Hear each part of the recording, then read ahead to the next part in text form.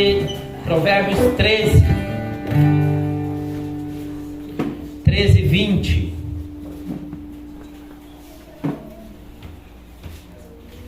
Glória a Deus.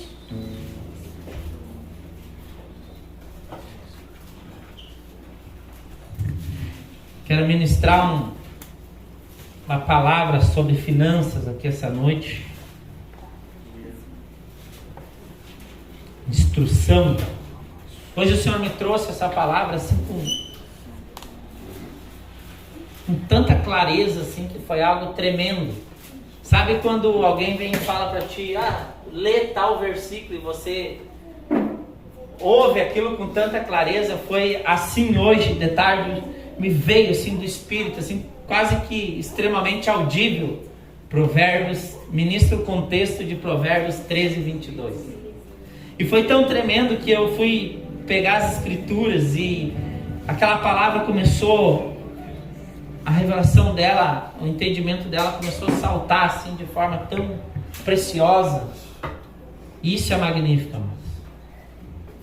Diz assim a palavra do Senhor: aquele que caminha com um sábio será cada vez mais sábio.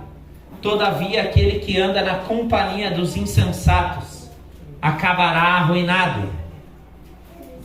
O homem bom deixa sua herança para os filhos de seus filhos, mas toda a riqueza dos ímpios é acumulada para ser distribuída ao justo.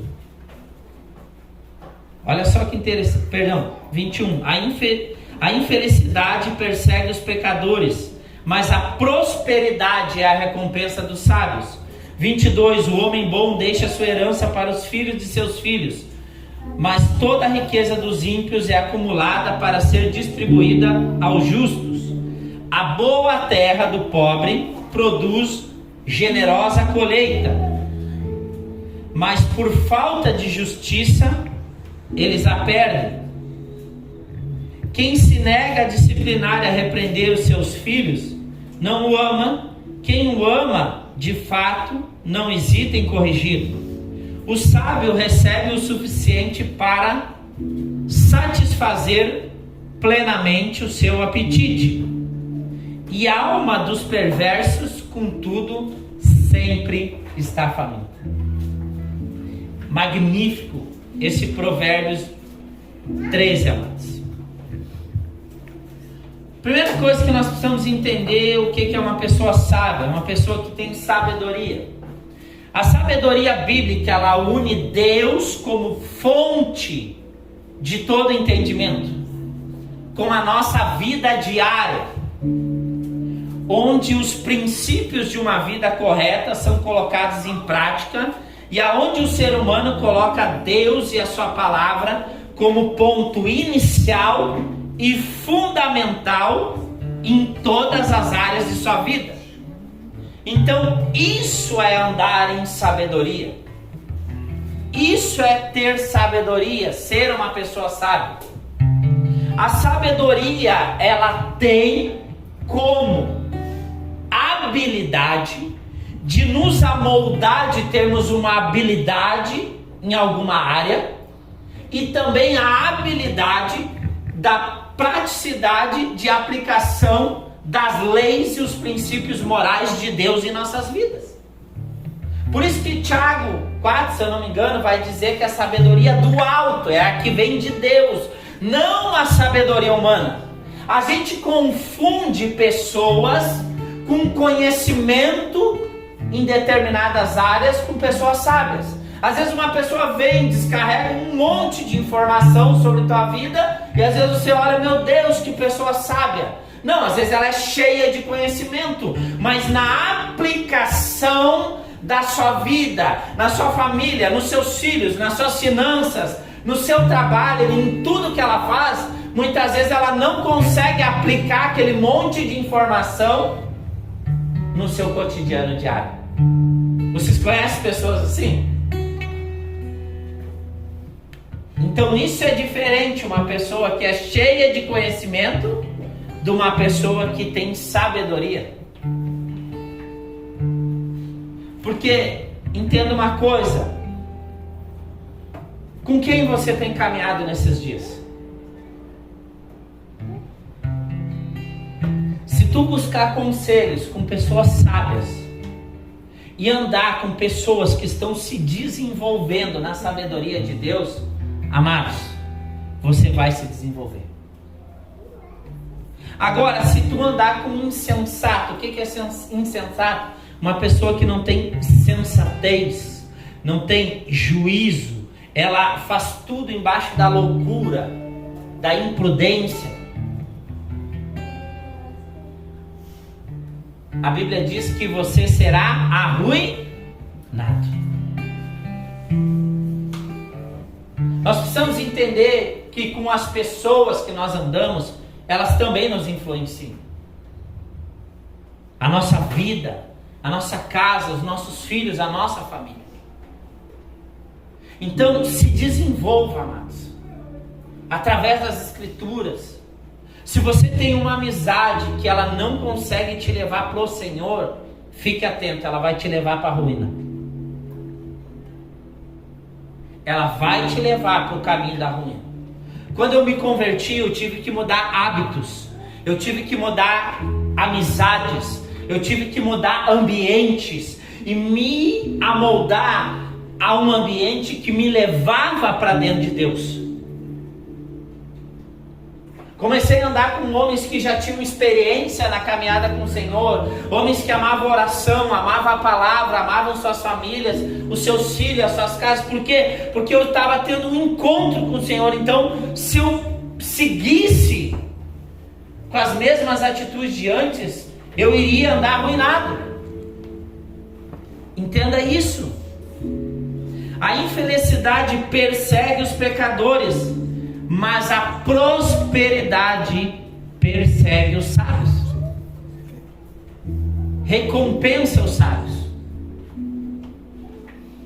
A Bíblia diz em Provérbios 1:7: o princípio da sabedoria é o temor a Deus. O que é temor? Reverência, atenção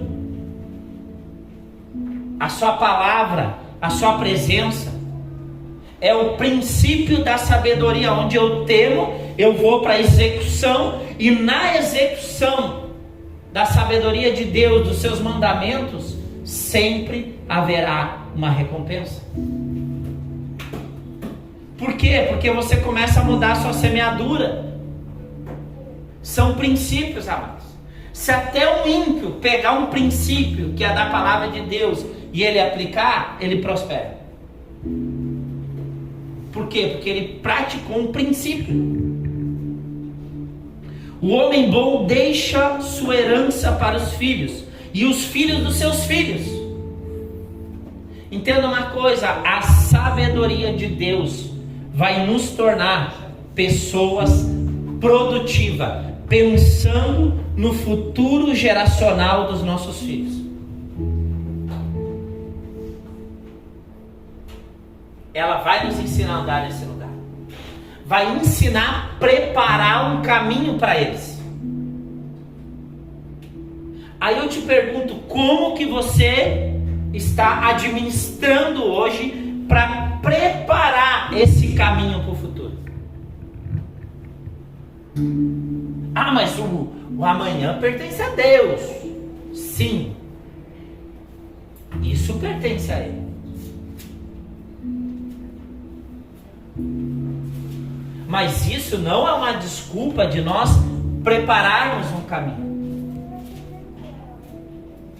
Tu já viu aquela frase de algumas pessoas: ah, eu vou fazer tudo hoje, eu vou gastar tudo hoje, porque amanhã eu não sei se eu vou estar vivo.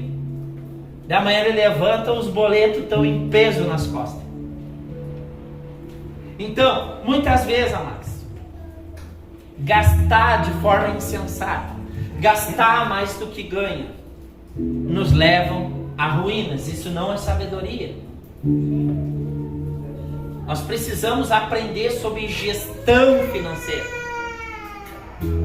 Talvez você vai dizer assim: meu Deus, mas eu nem sei por onde começar. Se conecte com pessoas que têm habilidade disso. Eu e o Marcos, nós íamos conversando, eu dizia para ele: cara, eu tive que ser educado financeiramente. Eu tive que aprender e é uma área que eu tenho investido pesado para aprender cada vez mais. Porque eu lido hoje não somente com a minha família, mas eu tenho empreendimento, eu tenho a gestão da igreja, tudo isso, amados. É uma responsabilidade muito grande. E entenda uma coisa, Deus, Ele sempre vai te ensinar a ser fiel no pouco para te colocar sobre o muito. Se você é aprovado dentro de uma medida, Deus pode te prosperar ainda mais. Mas se você não tem sabedoria dentro daquela medida, Deus não pode te colocar mais para frente, amado. Porque senão você coloca abaixo não somente a tua vida, mas a vida de outras pessoas. Você conseguiu compreender isso? Entenda isso. Às vezes você tem que perguntar: por que eu gasto meu dinheiro nisso? Por que eu gasto tanto nisso? Por que, né? A gente vai olhar que aquilo que nós mais gastamos é onde está o nosso coração. Coloque projetos, visualize, execute. Porque entenda uma coisa, quem não sabe para onde vai, se desvia e se distrai no meio do caminho por qualquer coisa. Quem não tem projeção de algumas coisas, ele está aqui, não vem, não tenho, né? Então vou aqui mesmo. Qualquer coisa vai servindo. Qualquer coisa vai servindo.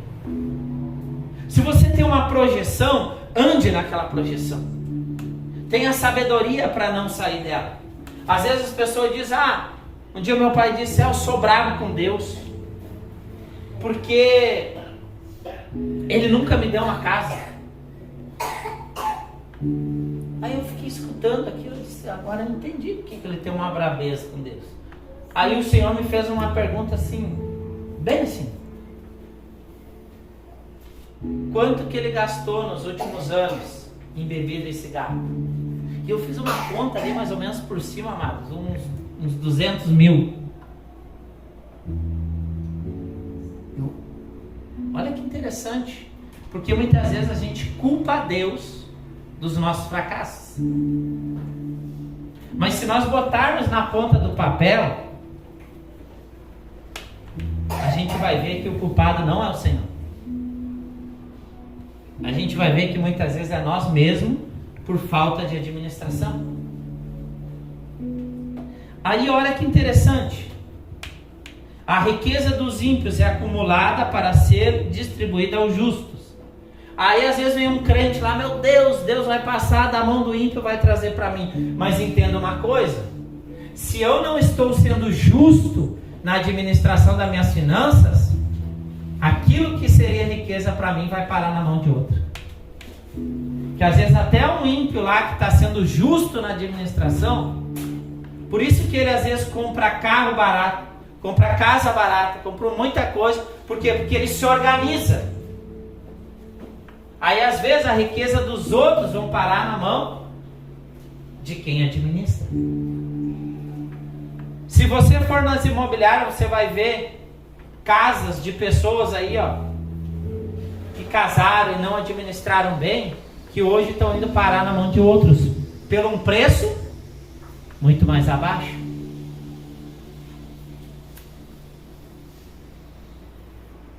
Entenda isso. Outro ponto: a boa terra dos pobres produz generosidade e colheitas, mas por falta de justiça eles perdem. Amados, eu conheço gente que tem uma capacidade produtiva muito grande, mas ainda continua em pobreza, por causa de uma mentalidade, porque ele também não pratica a justiça. Ele também muitas vezes não entra em administração e acaba perdendo aquilo que Deus coloca sobre a sua mão. A gente também tem que exercer justiça sobre o pobre, ajudá-lo, mas a nossa justiça vai ser muitas vezes ajudá-lo a se levantar para que ele seja produtivo, não para que ele fique no caminho da preguiça. Quando que eu posso ajudar uma pessoa pobre? Quando, por exemplo, ela não tem condição de trabalhar, de comprar um alimento, eu vou ali e ajudo. Exerço justiça. Mas aquele cara que não quer trabalhar, que não quer um compromisso, eu posso ajudá-lo a se levantar para ir trabalhar, mas não ficar sustentando a vagabundagem dele e a preguiça dele. É por sustentar essa vagabundagem e preguiça que o Brasil está ficando cheio de benefícios. Aí eu te pergunto, eu fiz uma pergunta para o Espírito Santo: por que esse texto foi parar no meio desse contexto de finanças? Quem se nega a disciplinar e a repreender seu filho, não o ama. Quem o ama de fato, não hesita em corrigi-los. Amados, as minhas filhas hoje, elas estão crescendo num ambiente muito melhor do que eu cresci. Meus pais deram as suas condições dentro das limitações que eles tinham. Hoje meus filhos, eles têm muito mais acesso que eu tive. Só que se eu não disciplinar eles e não corrigir eles a valorizar isso, eu vou deixar uma herança futura e eles botam abaixo. Nós também temos que preparar uma geração futura a saber administrar, a saber valorizar as coisas dentro das nossas casas. Porque se nós não repreendê-los, não discipliná-los e não corrigi-los, quando eles crescerem, eles vão botar tudo abaixo que você levou uma vida inteira para conquistar. E para encerrar, o sábio recebe o suficiente para satisfazer plenamente o seu apetite. Amados, todos nós aqui às vezes temos desejos, sonhos, muito mais além do que o comer, o que beber, o que vestir. Isso são necessidades básicas. Mas a pessoa que anda em sabedoria, que é sábia, ela alcança. Deus o faz o alcançar com sabedoria. Por quê? Porque ele não vai reter tudo para si. A pessoa sabe, ela sabe administrar a sua casa e ela sabe impulsionar o reino de Deus na terra. Entenda esse alerta que o Senhor está fazendo hoje. Homens sábios, eles sabem discernir os tempos. O tempo de desfrutar, o tempo de desfrutar, o tempo de trabalhar, o tempo de economizar mais, o tempo de desfrutar mais. Uma pessoa sábia, ela sabe esse tempo. O problema é quando nós não sabemos discernir o tempo. Entenda esse lugar que Deus está te chamando hoje. Deus quer cumprir os projetos dele, quer derramar das suas bênçãos. Mas sejam sábios com tudo que o Senhor te coloca às mãos. Amém. Eu estava olhando, estava passando por uma loja e ela tinha uma promoção da Black Friday. Só que eu tenho uma memória fotográfica muito boa, assim, de muitas coisas.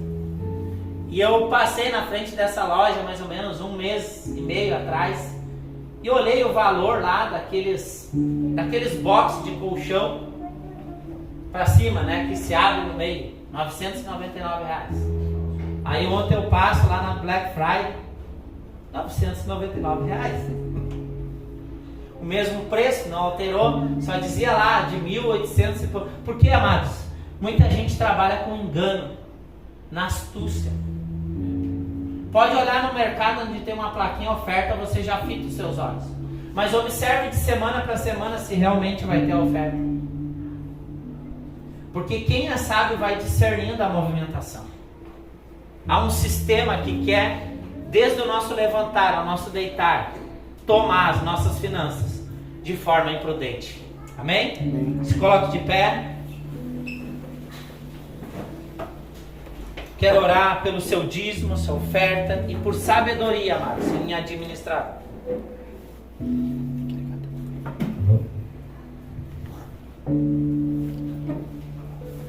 Aqui nós não temos uma palavra de oferta, nós temos uma palavra de finanças.